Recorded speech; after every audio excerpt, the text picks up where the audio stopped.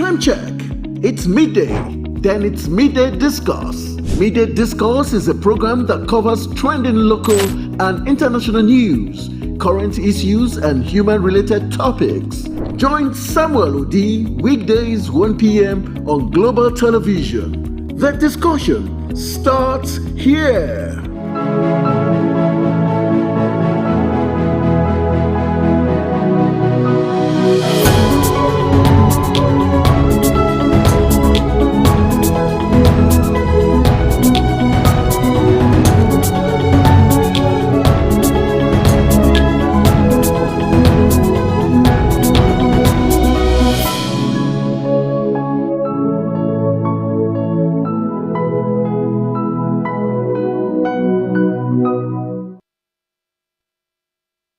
Hello everyone and welcome to the program Midday Discourse on Global Television. I am Samuel Odi. Many thanks for joining. On today's edition, we'll be looking at state of the nation. A whole lot is happening in the country, some palatable and some making us to smile, some making people frown a lot. And it's all based on the policies of President Bola Ahmed Tinubu. We've seen the northern governors coming out to react against the new tax laws, and as well as, the blackout that has been witnessed in 17 states, rather, in the northern region of Nigeria. A whole lot happening. And today, the 7 appointed ministers are set to, take their documents to the State House for review and maybe more like an interview, I would say, to see if they will have what is needed, the criteria is required to occupy such ministerial positions. So we'll be looking at all of those angles on today's edition of Midday Discourse, and I have someone who is going to be doing justice in helping us understand all of these happenings in Nigeria and how the policy of President Bola Ahmed Tinubu has been hitting hard. But to let you know, the spokesperson of President Bola Ahmed Tinubu, Bayo Odenuga, has said despite the inflation, Nigerian economy is growing. Now, growing in what essence? Is it in terms of numbers? Yes, numbers don't lie. Numbers are looking good. The Apex index number is almost hitting 100,000 points, and that's in the stock exchange market. But what about the purchasing power of Nigerians? And he also made mention of the fact that the high rate of inflation is being driven by food, the high cost of food items, food in the market. Yes, we all know that a tuber of yam was sold for as much as 7,000 naira. A cup of beans that here now in the market is being sold for like 500 naira. Tomatoes and every other food items is on a high, and Nigerians are reacting a whole lot. So we're going to be explaining all of this and see how well the policies have helped us, despite the fact that Onanuga also says that Nigerians are exporting more and importing less. So that's on a good note, but why haven't all of these been reflecting in the life of Nigerians? Those are questions Nigerians and public affairs analysts have asked numerous times. So we are going to x-ray all of these angles and see how, if there's a chance that these policies is also going to help Nigerian economy revamp, and if Nigerians are going to see the light at the end of the tunnel with all of these new policies coming up. I have someone in the studio who would help us understand all of these angles. He is a youth advocate as well as a public affairs analyst. I'll be introducing him shortly after this break. Please do stay with us.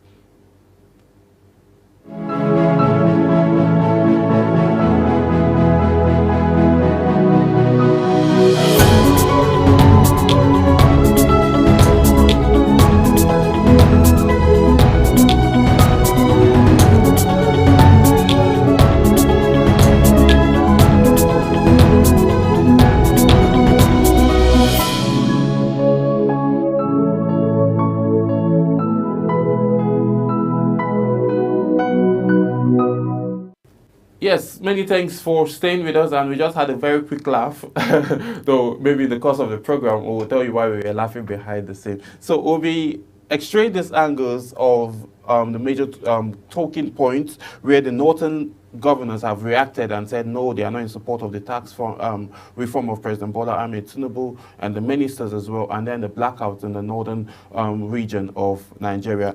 Someone who's going to help me understand that, like I rightly mentioned earlier, he's a youth advocate and a public affairs analyst, Abdullahi Muhammad. Thank you so much for joining on to this edition of the program. Thank you so much for having me. Yes, so Abdullahi, let's get to it. Looking at the current reforms now. Yes. Okay, let's start from the ministers. Let's start from the reshuffling of President Bola Ahmed Tinubu, which he did and then nominated 7 ministers. You know, what's your reaction to this swift reform, the shuffle in his cabinet that we witnessed?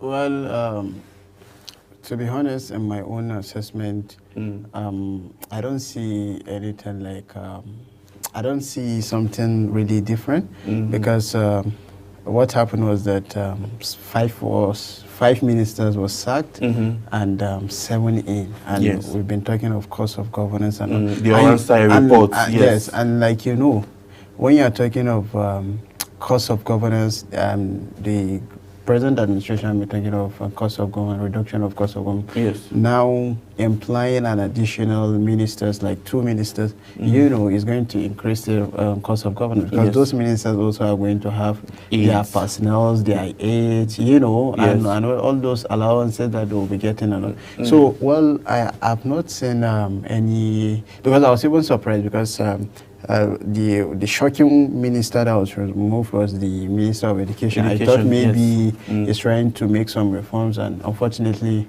he was kicked out. So, honestly, sincerely speaking, I will tell you categorically that in the aspect of cabinet reshufflement, I've not seen, honestly, I can't say I'm really impressed and all. So, because if you look at it, there are different sectors, and I'm sure if there will be like a logical assessment, those are not just the affected ministers, because now you can see how the economy is going down. And I'm sure some of it, it's not as if the strategies that are in place, it's not as if they are not good strategies, but you know, strategies are implied in a very, very careful way. There's a way you employ all those strategies. So, you know, and I feel to every successful government, it is crucial and important for you to have good advisors, because good advisors are the pillars of a successful government. You can't do it alone. That's why you need to get people that will tell you the truth, people that will advise you in a very, very accurate way. So there's a lot of problem, because if you feel, oh, you are doing something good, then the hardship should reduce. But with the hardship, they are talking of additional tax, you know. The tax that have been in place, there are a lot of revenue generated. What have they done for the people of Nigeria? What have they done? So people are suffering. So there are a lot of things they need to look at. They need to ensure that the ministers are very, very proactive, not just appointing and creating new ministries. Yeah. So the most important thing, I think, there is still a lot of measures to be looked at in terms of reduction of cost of governance. I saw the president, he made a statement that each minister should restrict themselves to just at most 3 convoy. Yes. So then, 3 convoy. Then he talks about personnel also. There should be 4 and 5. I know, honestly, it's not something that it's going to like flow out like that, because I know it's just, you know, we always talk, but the action is not in place. There are a lot of people that already they have people that are with them and they are benefiting. That's how they feed their families. So you don't expect them to just kick them out. So it's something that is going to continue. I don't even look at that as a way of reducing cost of governance. It's not really about the ministers. It's all about what can you do for the country that even the ministers and you as the president will benefit. How can you make things very cheap in the Federal Republic of Nigeria? We're not talking of the minister should have that easygoing life. We're not talking of the poor people should have easygoing life. We're talking of, but just this make is it generic. more. Yeah, everyone should have equal treatment. Anyone should go to the market and get a tuber of yam, 1,000. At least let it be something minimal that people will enjoy. People will feel it. We're not talking of. Well, I feel when a good policy is meant to be in place, it's not just for the it's not just for the youth, it's not just for the elderly people, it's not just for the poor, it's not just for the middle class, it's not just for the rich. Yes. Let's do something that everyone will be tagged along. That is when you will say, yes, the economy and the policies of the Federal Republic of Nigeria are going accordingly. But the way it is now, it's only the rich men that are benefiting. Even the middle class, some of them are not coping again. Well, looking at those angles now, because, these policies now have been in place, but you made mention of the Minister of Education, that you were shocked at him being relieved of his duties. What can you say about Dr. Said Ahmed, who is set to be the new Minister of Education? Well, it's now the Minister of Education. Mine is just to send prayers to him that I hope he put in his best and deliver effectively to make reforms in the educational sector, because the educational sector is a very paramount sector in the Federal Republic of Nigeria, which is meant to be given a careful attention. It's meant to be treated like an egg, because when an egg falls down, definitely, it's going to be broken. So I believe by the special grace of God, if he put in his best and he put in his commitment and dedication, he will make reforms. So that's why I say mine is to send prayers to him. Yeah, looking at that, he made the outgoing minister made a few reforms where he says you have to be 18 years and above before you can get into the tertiary institution. We're hoping to see that maybe that reform might still be there, because a whole lot of persons have reacted differently to that, that act, because he says what would happen, because most, if you look at it now, 15, 16 years old child is literally done with secondary school, and then obviously they would be looking for way out to write jam. And if that law will be in place, what was created, what have been created for individuals to go and learn to sustain that 3 years or probably 2 years before you get into the higher institution. But if you look at it, is that the most critical aspect for the development of the educational sector? Yes, that's one of the questions that are being asked. Yeah, if you look at it, but if you look at it categorically, is that an investment in the educational sector? Because you now have a child. Yes. Okay. You give birth to a child and you notice the child is very sharp. You took him to school. From the nursery school to primary school, primary school to secondary school. When you look at this result, he cleared his way, he cleared his NICO. So maybe it happens to be that he finished at the age of 16. Yes. This is a person that can write, speak good English, then he should not be kept at home. What will he be doing?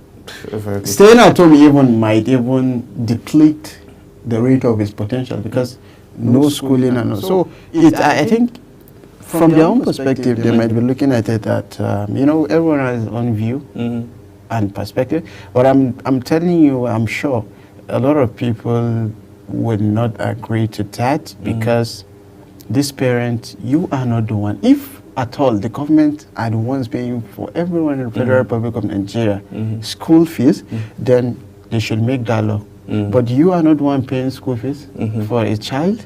So he finished, and his parents are willing to give him the support for his educational development. So saying age restriction should even be from the assessment of the parents, because they are the ones with him. Let them see, is this guy matured enough to go? See, let me tell you something. Even when someone is matured enough, maturity is not by age. Even when someone is matured enough, the person still needs guidance. So what needs to be very crucial is to give those teachers, those lecturers the support. Give them what they need, the welfare and everything.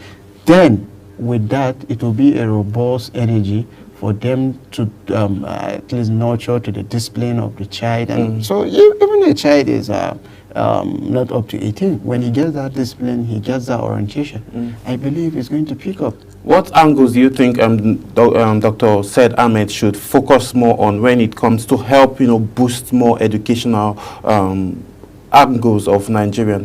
How can he, use modern day facility innovations to help, improve our educational sector? Well, when you look at it, in the mostly in the rural areas are not being given that attention for effective educational educational system. Yes. So what they need to do now, Ministry of Education cannot even do it alone. Yeah, So stakeholders need to get involved. Need to get involved. There need to be a lot of collaboration. See, let me tell you something. My boss and mentor, Associate Prof. Ahmed Adamu, because he's an economist, so he ran an analysis that for the educational sector to have an effective reform, that they need to budget at least like over 1 trillion per year. Wow. So you can see if the sector alone should carry 1 trillion naira per year, then what of other sectors? Some other sectors are not going to get anything. So that is why. That means it shows the amount of work that needs to be done in the educational sector. The educational sector has been tampered long ago. Okay. Priority is not there. So it's so low. It has been degraded. So it's so low that, you know, it needs huge investment. So it's now time for not just the ministry, everybody should work hand in hand, the politicians, everyone, and make reforms in the education. Because if we are talking of the educational reform, there are a lot in it, a lot. So, but what they need to do is to try and see what are the current trends. They should go to the current trend, you know, innovations, technology, and also they should have access. The problem is that these key people in government, most times they don't have, they don't access the rural area facilities. We always focus on places that are accessible. Okay. So if you want to like amend all these things, you need to go to the grassroots. And the most painful part of it is that these grassroots are the people that when you want to vie for any position, you still go to them during you the go to elections. them. Yes. But the problem is that now go to those rural areas. I challenge anybody, like see, just few places, few rural areas in this country that you go, that you have good schools, good roads, water, social amenities. So they are not there. So the thing is that we are backward in terms of invading developmental strides. Yes. So we need to look at all those things. So we need to go to the grassroots first. Let's start from those places that we feel, oh, it's not accessible. Let's try and see. Let me tell you something. It's all about commitment. If you are ready, we are going to get these things done. You know, looking at our policies and most of the policies of Mr. President, it actually looks good. A few analysts have actually agreed with the fact that those policies are looking very good on paper, but they've always been an issue of implementation of those policies. But let's move away from, you know, the reshuffle and Mr. President, though he had his reasons why he had to, you know, fire those people, you know, let them off and then get new hands. But another angle that we're wondering is how comes 7 new appointees? There is 2 more increment in cost of governance and all of those angles as well. Well, we would still get to those points of the conversation if any other needs those arise. But let's look at this angle of the blackouts we've been witnessing in the north. I'm sure you've got a whole lot of calls from people. So what's actually happening now? Well, it's just so unfortunate because from Kano, Kaduna, Zamfara, aside Kwara and Niger, like almost every other places. Almost everywhere in the north. Total blackout. Yes. And this is not something of this. This is not something of. It has been week and more than weeks. You know. So and when you look at that, these are areas that you have insurgencies, banditry, and all those. So the electricity is a key factor, and you can imagine now that the tariffs are very high, and these people are paying those tariffs, and now they're not having what they are paying for. So I think we need to, you know, the problem is that we need to have more ways of generating power. Just like the natural gas now that we have a lot of natural gas, numerous. In fact, Nigeria is more of a gas country than oil country. We have over 209.5 trillion cubic feet of gas, untapped. Untapped. Yeah. So when we tap all those things, we have all these things. We have the natural resources. It's just to get the infrastructure and exploit all these things. So if we have all these things as source of power generation, at least it will cope all these challenges that we're having. Now you can see how many times will they tell you that the national grid has collapsed. I don't know. It's so consistent. In fact, let me tell you something. If our leaders are so consistent, just like the way the power grid is collapsing, honestly, Nigeria is going to be very good. Very, very good. Instead of the darkness we are receiving from the power grid, we are going to see light. Because they've been telling us there will be light at the end of the tunnel. Yes. I believe if that is how they are consistent, the light should be now. Yes, there should be light now. So, well, it's just very worrisome that we keep witnessing all of this, and now almost half of the country is in darkness. So that's a lot. And just yesterday there was a meeting, and then the state governors met with president, and we are hoping and certain that, given the fact that the president is someone that has the mind of Nigeria, the people of Nigeria in mind, reactions will be taken to see how all of those will be resolved. We'll be going on a quick break, and then when we return back, we would have other conversations around the policies of Mr. President. Please do stay with us.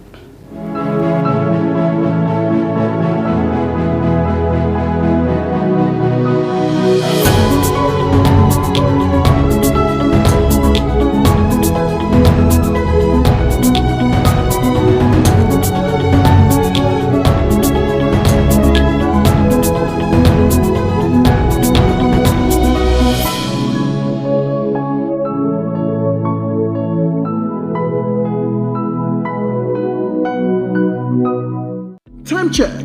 It's midday. Then it's Midday Discourse. Midday Discourse is a program that covers trending local and international news, current issues, and human-related topics. Join Samuel Odi weekdays 1 p.m. on Global Television. The discussion starts here.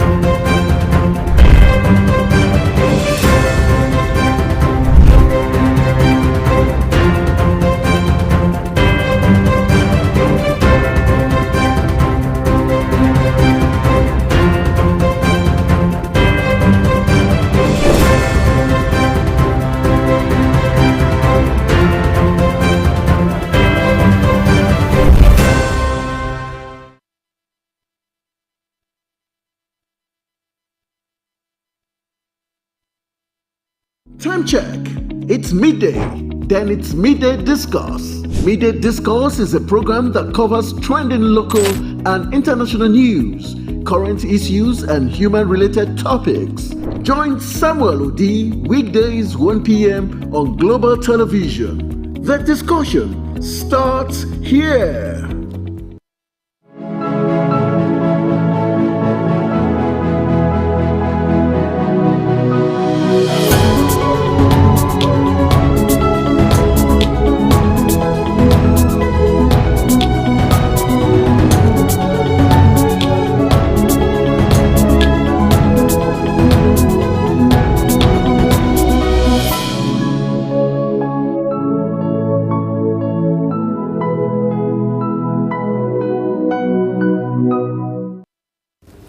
Yes, many thanks for staying with us. Now, let's have the conversation around where 19 state governors of the northern region have actually, met with President Bola Ahmed Tinubu after their meeting in Kaduna, where the all stand against the current reform, tax reform, and their argument says that the northern states are highly populated and there would be a disadvantage if these laws get passed. Yes, though the laws are being, being vetted by the State House and are waiting for approval. So most of the times, whatever that gets to the State House, in recent times, whatever that gets to the State House from President Bola Ahmed Tinubu, automatically, everything almost gets approved. Now, 19 governors are standing against most of these tax reforms, saying they are highly populated, and looking at the past protests that happened, it was really, really hot, and the Northerners got to suffer a whole lot of economic downtime. And they said with all of these policies coming up, taxes coming up, they are going to keep, being at disadvantage. And not just only them, they are not just speaking for only the northern region. They made mention of also lesser regions within the country that these policies are also affecting. But we've not seen or have any reports coming up from the other parts, from the southwest, southeast of the country, that saying that they are being affected by this current tax reforms of President Bola Ahmed Tinubu. But we'll be looking at it now. Abdullahi, how do you think these current tax reforms have been affecting mostly the northern region of Nigeria? Well, when you look at it, you see that things are very high, things are very, very expensive. That's in the whole country now, in the whole country. In the whole country. Yes. And I'm looking at the northern part of Nigeria, we have the most populated set of humans in the Federal Republic of Nigeria. And with the current tax now, it affects some businesses because there's no ease of businesses. Things are very expensive when you pay high on tax. If you remember, the tax was increased and now they want to increase it. Yes. So you can see there's no even ease of doing business in Nigeria anymore. Things are very, very expensive. And with the current dispensation in the country now, it doesn't sound so well for business people to cope. These business people, not just the business, not just the profit they get, they also have families to feed, they have a lot of people to feed. So honestly, even myself personally, in my own view and opinion, tax should not be increased. It's okay the way it is. Even the way it is, we are seeking for reduction, and because people are choked. So the thing is, it's so disturbing.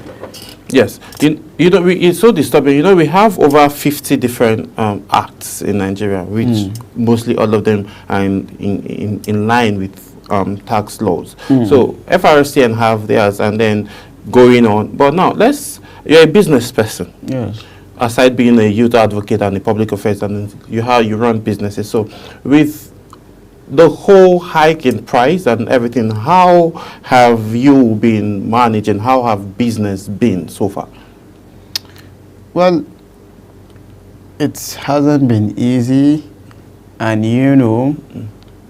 I'm someone that I've already told myself in whatsoever condition, I'll try to have a very good placement for myself for survival. Yes, it's very important, very crucial, because when in life, everything can change. Life is dynamic, so you need to have those aspects in your mind. Bear it in mind that okay, things can fall, things can come up.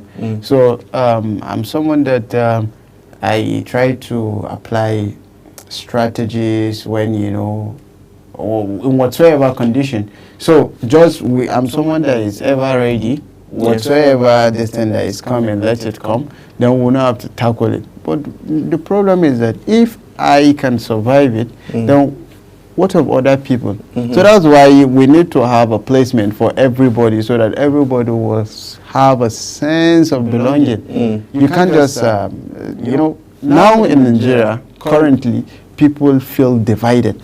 One of the problems, that's the problem we're having in Nigeria.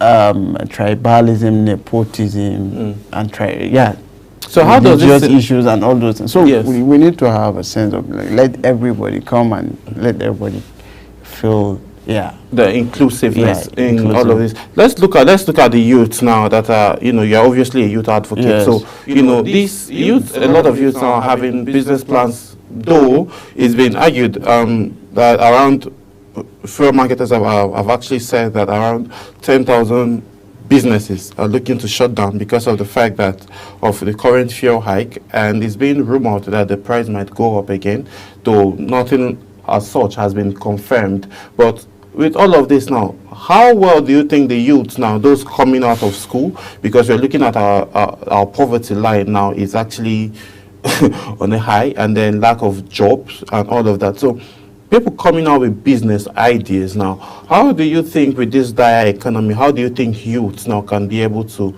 navigate and find their feet? well, it's not feasible if the government are not going to like empower them effectively. And when empowering them, you can't just empower them with a little amount. You know the current trend and in terms of economic challenges. Yeah, the exchange so, rates. Yeah, so when you are trying to empower the youth, you need to empower them with something substantial. And you know the way the country is, even the government, they have a lot of burden. There are debts, so now is it feasible yes, is it feasible for the government to say, okay, we want to empower, like, let's say 50,000 youths with like 1 million or 2 million? Even with that, how was the possibility of a growing business with that amount? With the current exchange rate, FX exchange rate, and the remittance. So now when you look at it, it's not feasible. So what do you think? The next thing that will come to your mind is for you to know that we are far, far, far behind. So there's a lot of problem. There's a lot of problem, not just one we're seeing now. In the future, because if these things are not tackled, it's going to like grow big. That's the way it is. Yes. You know how something expands, just like the rubber balloon. It's elastic. Yes. So we are in an elastic limit in terms of hardships. So it keeps expanding. It keeps expanding. So the thing is that the thing is just so confusing. It's something frustrating. It's so complicated. So there are a lot of measures to be taken. Let them try, and that's why there was an interview. I told you we should be more of a productive country than consuming country. Yes. I think this will help very well when we have industrialization reform in the country. That will give a room for the youth to be employed. Instead of thinking of, how will we empower them with money? Because all this empowerment, we need a lasting solution, not temporary solution. Yes. But the governments are providing temporary solution. So we need to put something that is going to help the youth. You can see the Minister of Youth is very active in terms of youth empowerment. So I believe. In fact, it's one of the ministers that I'm very, very confident in. Yes. In the whole of President Ahmed Bola Tinubu's cabinet. Yes, because the guy is so passionate about youth. He brings himself down and all. So I believe if he has if he continues with that passion and commitment, then there will be a lot of reform and youth empowerment and all that. And the thing is that my advice to him is that not just something that will maybe the youth will benefit for just a week and that's all. Yeah. Let him profile a lasting solution and everlasting empowerment so that youth will benefit. I know it's not going to be all the youths, but at least let people of Nigeria be fair enough with him and look at it and say, wow, people benefited a lot from this thing. I know you can't touch all lives, but definitely you should do something that people will see and be very, very happy with you. So that is the leadership. That is the leadership. Okay, let's look at this other angle. The North is highly populated, right? Yes. So how can the governors in the North now, how can they finance that population for economic growth, and how can that benefit the Northern region?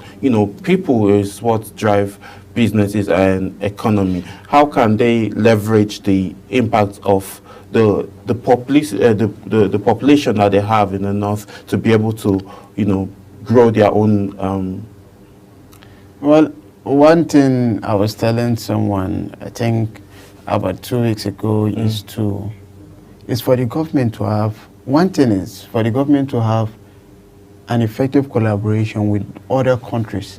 See, there are a lot of countries, like New Zealand now. New Zealand, the total population of people is 200,000. While we in Nigeria were even more than 200 million. Yes. So there are a lot of states, countries that are less populated. So government can have this collaboration with them. That's why JAPA is a good thing if it's done legally. So they are looking for people. So why not our government should have collaboration so that they will reduce people from the country and go to other countries. Maybe, and there will be an agreement, bilateral agreement that, okay, we want you to help us so that these people will get work, relocate, let them. In fact, some people, let me tell you something. Yes. Some people even have the money to maybe make themselves fit when they go to other countries. Just their issue is how to leave Nigeria. So you can have a dialogue with those kind of people. You can support those kind of things because the population is growing. Yes. With the population is one of the things that is hindering development. In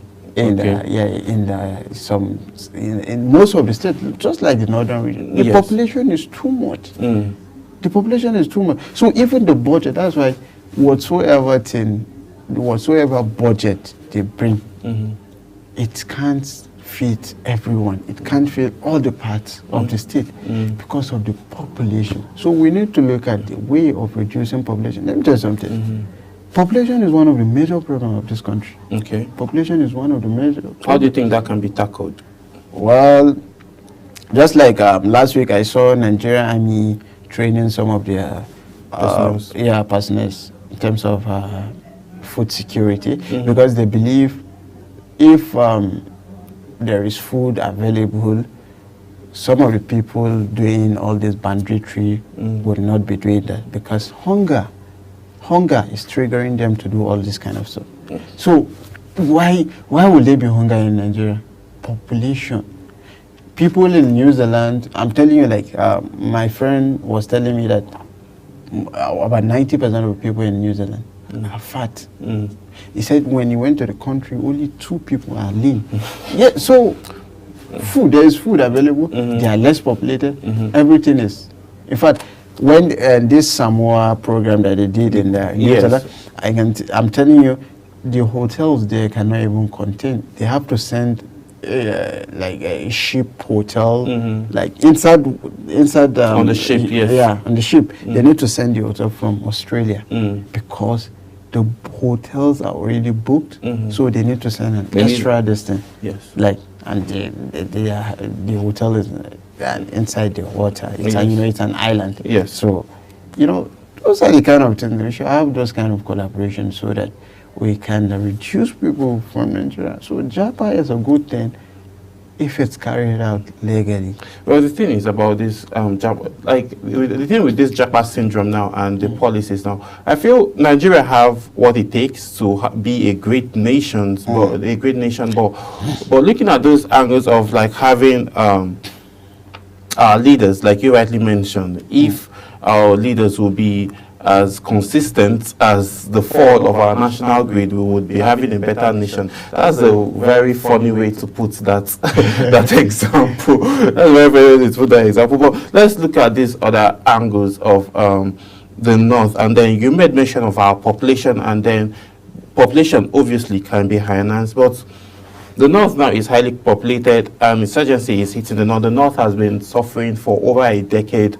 Boko Haram, insurgency, banditry, and all of that. So now I think this is a time, in recent time, that the northern governors are coming out to speak about most of their challenges. That means they've been bearing a whole lot. So how swift do you think this current administration would actually, take actions in light of curbing out the major challenges that the northerners are facing? Well, honestly, even before... I like the north. I have a so much passion and love for the North. So I do also. Yes, I do. So how well do you think the president is going to take swift action to see to the fact that the northern region is being taken care of? Well, my sincere answer to you is that we are waiting for the action. Honestly, I don't, because a lot have been said, a lot of meetings and all, and things kept going high. So honestly, at this point, we just need to wait for the action. Because let me not say something that it's not going to happen tomorrow. So let's just wait for the action. I think that is the best thing I can say, honestly. Because it has gotten to an extent that, the belief is not intense. Not just from me, any other person. So the thing is that mine is to also, now again, let me reiterate my commitment in sending prayers again. So mine is to send prayers again to the entire administration of President Bola Ahmed Tinubu. But don't you think Nigeria has passed that stage where we have to be always sending prayers? It's not time to start taking action. Yes, that's what I'm telling you. I'm sending prayers because I'm not the one in the position. That's why I'm sending prayers. If I was the one in the position, I could have told you categorically my plans and my actions that I'm going to take. But the problem is that I am someone behind, so that's why mine is to send prayers, because I can't even assess those people you're talking about. Yes. So myself and yourself, you can't even assess them. So the best thing is to keep sending prayers and also tell them. And that's why we're having this program. We're telling them what they need to do. Because, and even I'm telling you, I believe they know all these things better than I do. So, but the problem is that they need to put those commitments, and I think they need to put a non-stop commitment and dedication so that we can nurture all these challenges, because they are getting too much and overwhelmed. Even myself, as I'm talking to you now, I'm feeling stressed out talking about these things, because it has just been happening and happening. It's like Nigerian going round in a circle. But how can youths now come out and create a path for themselves despite all these political and economic hiccups that we are facing in Nigeria? Well, the youths are not. The previous administration says Nigerian youths are lazy, but we've proven that times without number that Nigerian youths are not lazy, and we're not about to have that conversation. So what can be done differently? If you recall, when you had an interview with me, Hamilton Youthful Population, yes, I told you one of the things that the youth need is skills, infrastructure, and an enabling environment. The youth does not have an enabling environment. So what are they going to do? It's quite challenging. It's quite challenging. So for the youth to prosper, they need to have that enabling environment. But I believe there are youths that are very vibrant. So a lot of them, some of them they don't even have, some of them, they don't even care about what's going on in Nigeria. They've already have a tech space, they are earning daily online and all that. So, well, I would just advise the youth to just try to find a space for themselves, try to pave way. There are a lot of opportunities though. Even though you don't get opportunities in this country, there are scholarships abroad when you go to abroad. Because most of the things that Nigerian students do when they get scholarship abroad, immediately what they do is to look for jobs. So, there are a lot of scholarships, try to apply, a lot of stuff, initiatives, apply. It's a special grace when you keep getting. But honestly, I can't tell you categorically that when you stay in this country, when you don't look out for different ways, that you will get something very significant. So you need to go out of your comfort zone.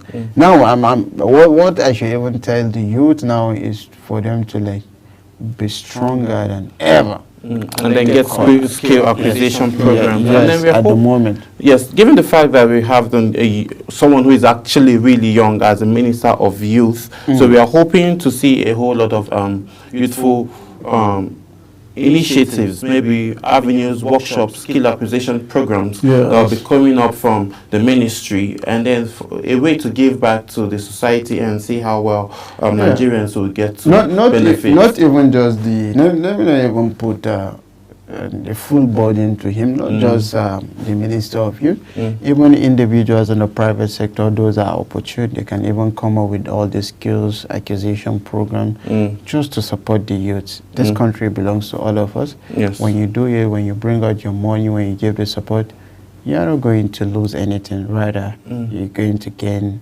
relevance and credibility. So it's now out to everyone. We should try and bring something impactful to the table, so that at least, you know, the fight is not just for the government.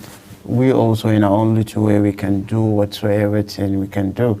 Yeah, so I call on everyone to bring up potentials that he feels he can bring and put on the table that people will benefit. So, and I believe with that, it's going to help a lot, and we'll have a progressive nation.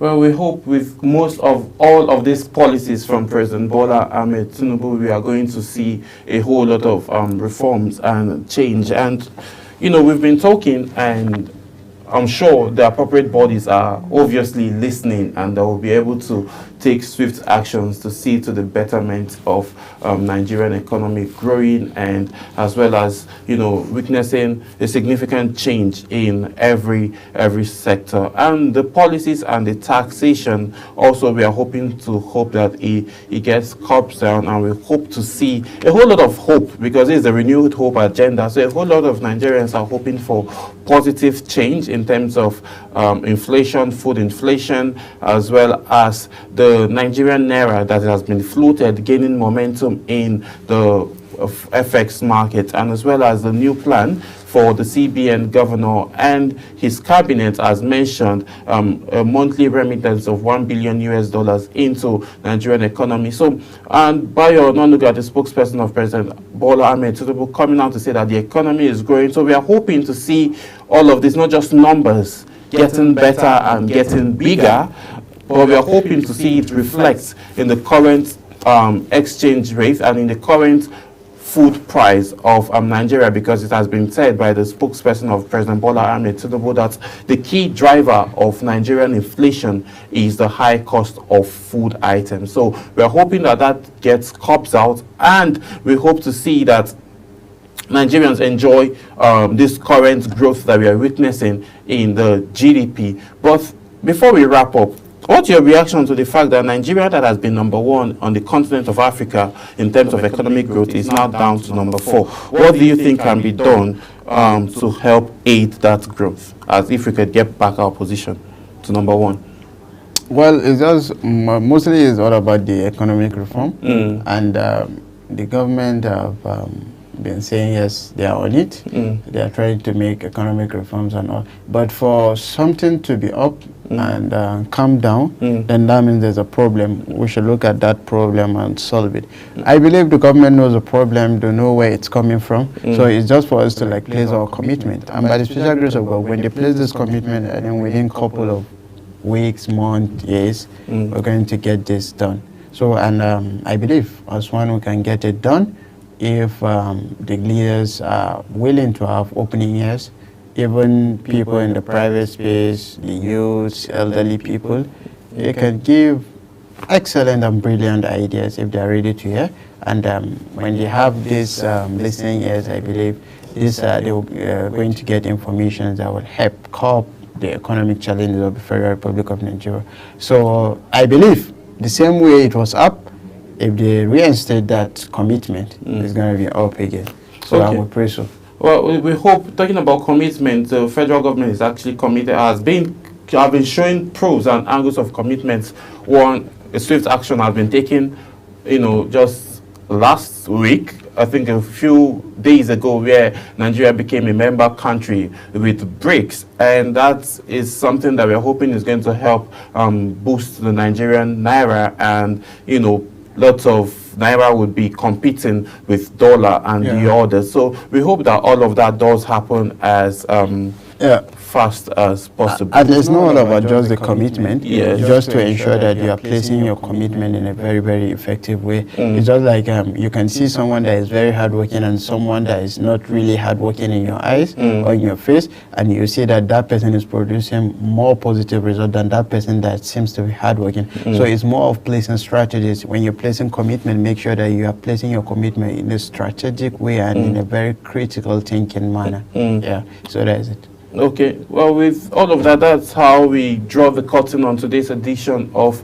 Midday Discourse. The policies are looking very good. The policies of President Bola Ahmed Tinubu looking extremely and beautifully well. On paper, we hope that his cabinet, gets to take the bull by the horn and see to the establishment and of all of these policies and then the implementation of all of these policies of President Bola Ahmed Tinubu. My name is Samuel Odi, and thank you so much, Abdullahi Mohammed, a public affairs analyst as well as a youth advocate, for joining us on today's edition of Midday Discuss. So that's how much time will permit us to take as we wrap up and draw the curtain for today. Bye for now. See you again tomorrow.